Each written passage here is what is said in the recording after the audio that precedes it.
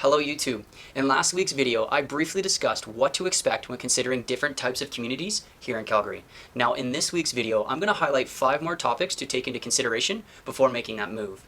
Now this video is intended to create a deeper conversation to help you figure out which quadrant, area, and community best suits your lifestyle. So let's go. Hi, my name's Adam Fife and I'm a real estate agent here in Calgary, Alberta. I've tried my absolute best to upload value-driven content about Calgary. Make sure to browse the channel as I've been talking about a lot of different things over the past year. If you want to talk to me directly, please feel free to shoot me a text with your questions and I would be happy to help you even if you plan on just renting here for a while before you make any sort of commitments. So in last week's video, I discussed the geology and related it to communities with rivers, parks, and views, as well as some of the amenities and transit that Calgary has to offer. Now this week I'll be touching on more of an investment approach, as well as some lifestyle choices to put into consideration when figuring out where the heck you want to move to. So with that being said, let's start this whole thing off with affordability. Now affordability is one of those topics that can last weeks. Do you want a nicer home in a lesser community, or would you like a smaller, a bit more outdated home in a very nice community? Affordability is a conversation that should involve you, your realtor, and your mortgage lender. Getting a hard pre-approval with your lender with a rate hold of X amount of days is absolutely necessary before this conversation can happen. Don't be sifting through those listings online until you have a very good understanding of your interest rate, your penalty payouts, and your monthly mortgage payments. You should know those 3 things, as one of the 3 things could change your decision-making process. Do you want to buy a cheaper home because the payments are less? Do you want to sell that home within 5 years, so maybe the penalty payout might be of importance to you? Or are you looking to invest? Whatever. If you need some suggestions on who to talk to about mortgages, let me know, as I have personal relationships with different brokers here in Calgary. Okay, sorry for the rambling on there. Here's a quick map showcasing some of the benchmark prices for each quadrant of the city.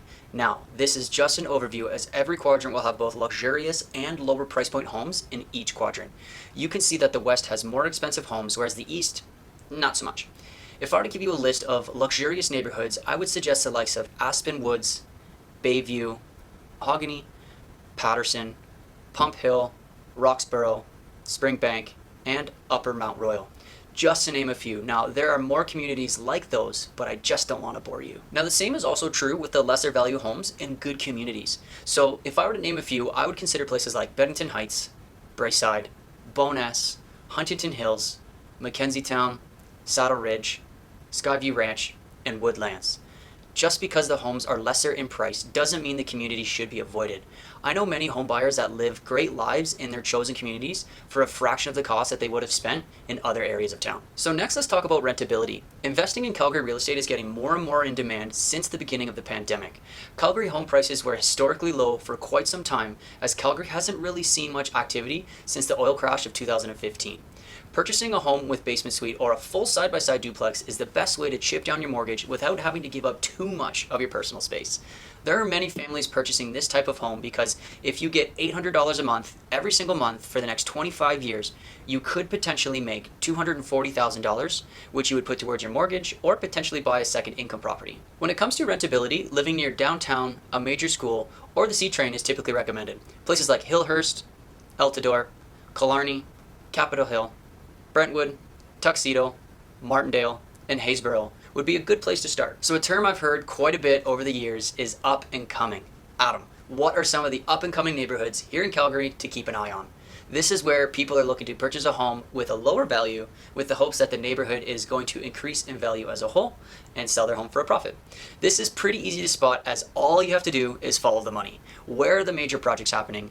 Where are the new roadways being built? And are there new amenities being constructed? Where is this rejuvenation happening? Well, right off the hop, I would have to say Bowness is probably the biggest up and coming neighborhood in all of Calgary. With the completion of the newly built West Side Ring Road, brand new superstore complex, and a lot of money being invested into the community itself, is fairly evident that Bowness has a lot in store.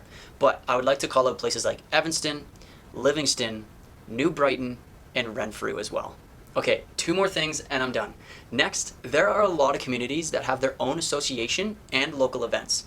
Communities that host their own events are a lot of fun because it brings people together and builds a very fun environment. A lot of people are looking for that local feel within their community, so places like Mahogany, Cranston, Mackenzie Lake, Sundance, Lake Bonavista, Kensington, and Montgomery are a few places to start. Many of the communities that have an HOA fee or a homeowners association fee typically have a small event center to host different activities.